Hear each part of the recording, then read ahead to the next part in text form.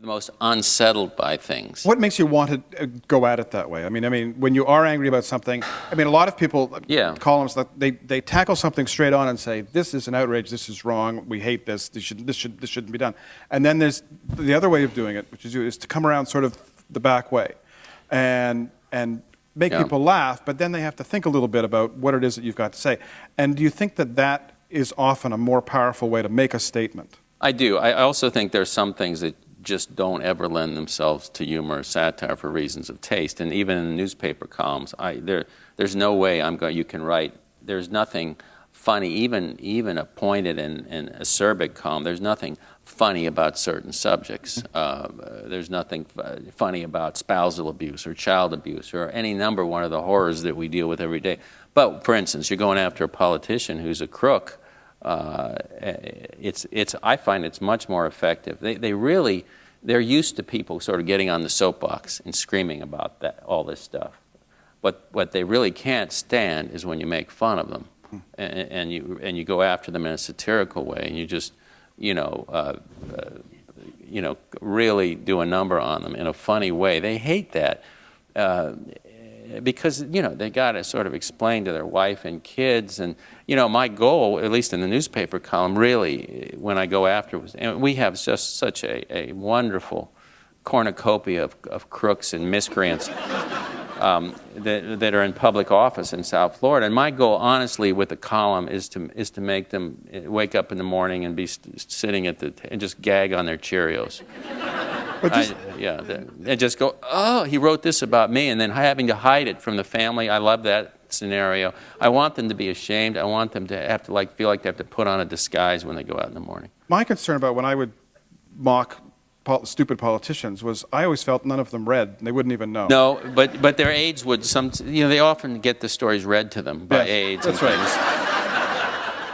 Sometimes with illustrations, and somebody along the way, in the course of their day, would say, "Did you see the Hiaasen column, or did you see Linwood's column?" But it'll get back to them in some way that'll make them uncomfortable. But they're not going to have a soul-changing transformation. No, that you can't hope for that. All you can do, I call it sort of the cockroach theory. You just got to keep shining a light on them and keep them scurrying the whole time, because and eventually the public catches on, voters catch on. And they figure out what's going on, but it is discouraging, because sometimes there are characters in novels who resemble, but I rarely take a character out of real life and put him in a novel. But there are characters.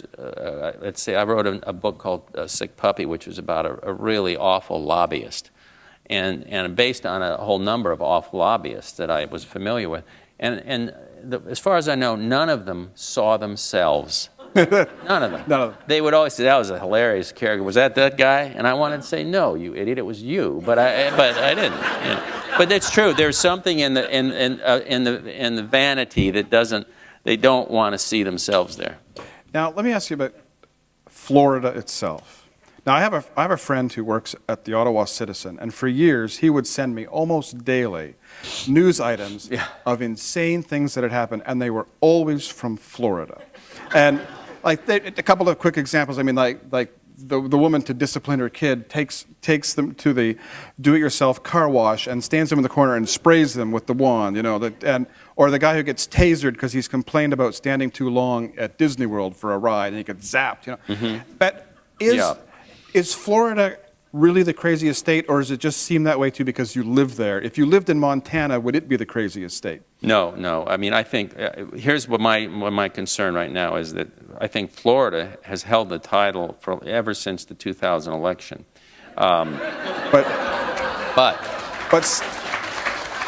is it South Carolina is closing in on you? South Carolina and Arizona are the two places that I think are actually more unraveled in some ways. Now, they're not as big as Florida. We have 18 million people, so the possibilities for weirdness are, commensurate with that.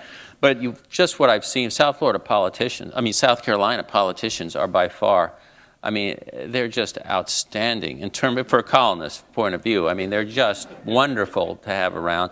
And Arizona is just another, it's just another country. Really, it is another country. But I think there's all kinds of challenges that Florida is going to be facing, and that's one of them is, can we stay number one in that area?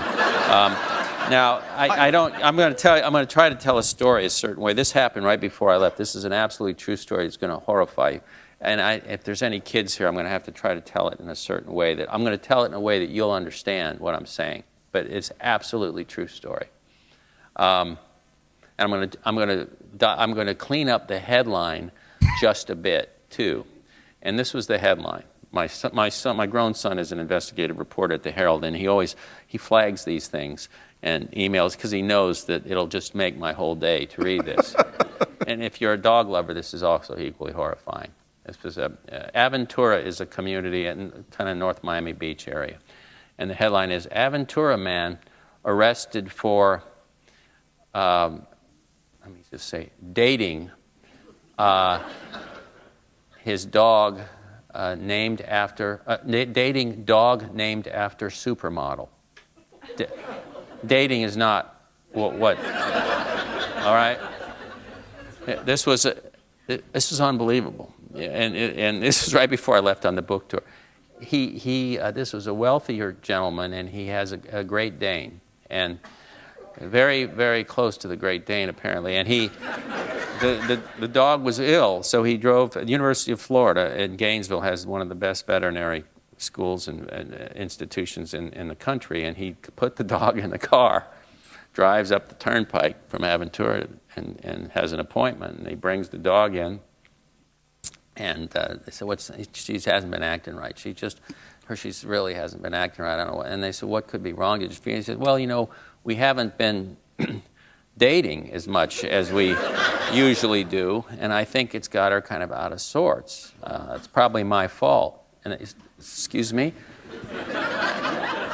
So the vet writes this down, and they do, and they think naturally that he's out of his mind. The dog's name, by the way, is Christy Brinkley. I know you don't believe me. Look it up on the internet. MiamiHerald.com. Anyway, so they said, let us see Christy for a little while here and take a look. And they did an examination, at which point the veterinarians concluded that somebody had been dating the dog that shouldn't have been. So this guy is arrested. They arrest the guy as well. They should, based on these allegations. And he hires a very prominent defense lawyer, a guy I've known for years, who says, oh, no, he was just kidding around. And that forensic evidence, they must be mistaken. They've got that wrong, too. Now,